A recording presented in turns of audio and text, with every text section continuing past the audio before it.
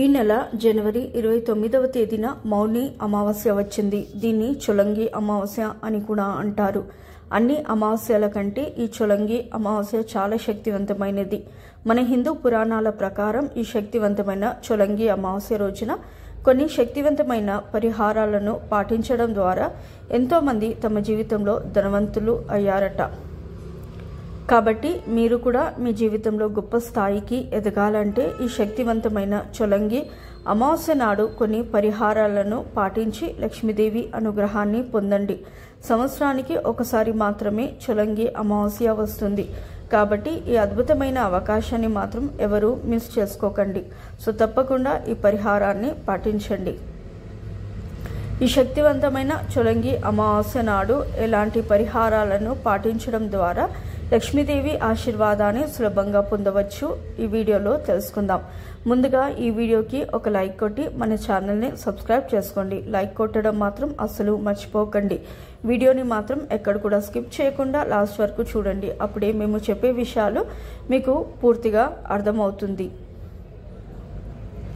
రావి చెట్టును దేవత వృక్షంగా భావిస్తారు. అయితే ఈ చొలంగి అమావాస్య రోజున రావి చెట్టులో సర్వదేవతలు కొలువై ఉంటారు. కాబట్టి ఈ అమావాస్య రోజున రావి చెట్టును పూజించిన వారికి అఖండ ధనలాభం కలుగుతుంది. కాబట్టి అమావాస్య రోజున రావి చెట్టు కింద ఒక నెయ్యి దీపం వెలిగించి రావి చెట్టు చుట్టూ 5 ప్రదక్షిణాలు చేస్తే విపరీతమైన ధనలాభం సిద్ధిస్తుంది.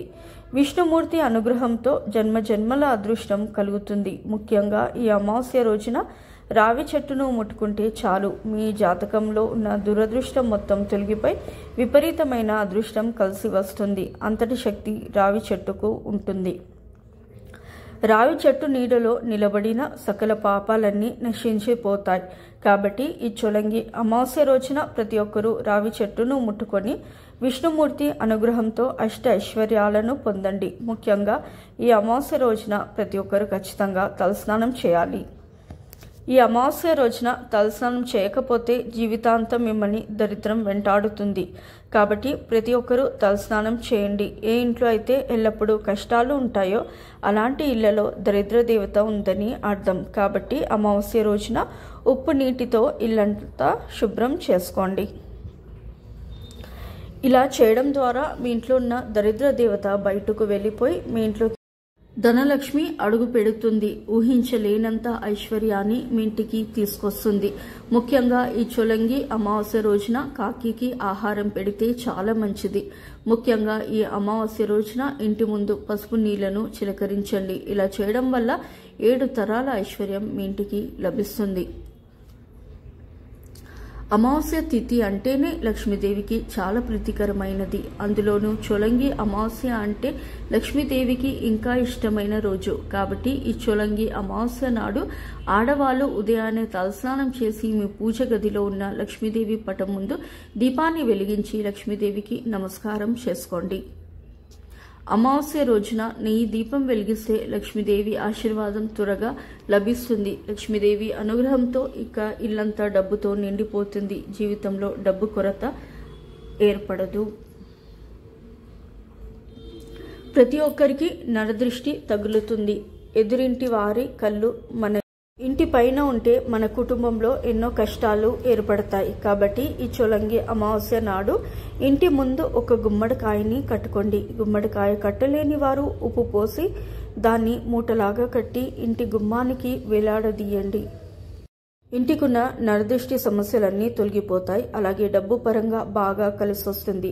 ఆవులో 33 కోట్ల మంది దేవతలు నివసిస్తారు. మీ మనసులో ఉన్న కోరికలన్నీ తొందరగా నెరవేరాలంటే ఈ అమావాస్య రోజున గోమాతకి ఆహారాన్ని తినిపించి మీ మనసులో ఏదైనా కోరుకోండి. మీ కోరిక ఖచ్చితంగా నెరవేరుతుంది.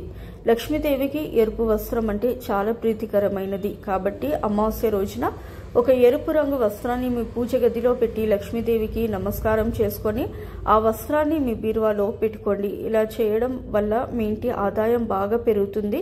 ఇంట్లో అనవసరపు ఖర్చులు తగ్గుతాయి. ఆకస్మిక ధనలాభం సిద్ధిస్తుంది. ముఖ్యంగా ఈ మౌని అమావాస్య రోజున సాయంత్రం 6 దాటిన తర్వాత ఇంటి గుమ్మం ముందు 2 దీపాలను వెలిగించండి. ఏ ఇంటి ముందైతే 2 దీపాలు వెలుగుతూ ఉంటాయో అలాంటి కుటుంబాలకు కుబేరుని ఆశీర్వాదం దక్కుతుంది. మన ఇంటిపై కుబేరుని ఆశీర్వాదం ఉంటే మన జీవితంలో భోగభాగ్యాలను అనుభవించవచ్చు.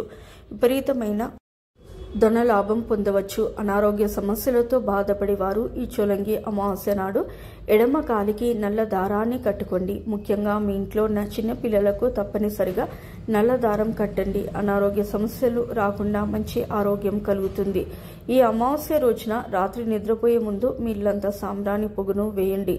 ఇంట్లో నెగిటివ్ ఎనర్జీ మొత్తం తొలగిపోయి మీ కుటుంబంలో సుఖ సంతోషాలు ఏర్పడతాయి. ఈ శక్తివంతమైన చొలంగి అమావాస్య నాడు ఏదైనా అమ్మవారి దేవాలయానికి వెళ్లి పెరుగన్నం నైవేద్యంగా సమర్పిస్తే మీ కష్టాలన్నీ తీరిపోతాయి. అలాగే నిమ్మకాయ దండలను సమర్పించిన, నిమ్మకాయ దీపాలు వెలిగించిన, అమ్మవారికి కుంకుమ సమర్పించిన మీ ఇంట్లో ఉన్న సమస్యలన్నీ వెంటనే తొలగిపోతాయి.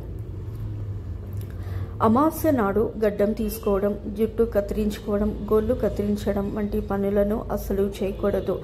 అమావాస్య రోజున ఈ పనులను చేస్తే పితృదోషం కలిగి మీ జాతకంలో అనేక సమస్యలు ఎదురవుతాయి. ఈ మౌని అమావాస్య రోజున శివాలయంలో ప్రదక్షిణాలు చేస్తే చాలా మంచిది. సాయంత్రం పూట శివాలయానికి వెళ్లి శివాలయం చుట్టూ 3 ప్రదక్షిణాలు చేస్తే అద్భుతమైన ఫలితాలు కలుగుతాయి. దీర్ఘకాలిక అనారోగ్య సమస్యలతో బాధపడేవారు శివలింగానికి ఆవు పాలతో అభిషేకం చేయండి. మంచి ఆరోగ్యం లభిస్తుంది. ఈ వీడియో కనుక మీకు నచ్చినట్లయితే ప్లీజ్ లైక్ చేసి మీ ఫ్రెండ్స్కి షేర్ చేయండి.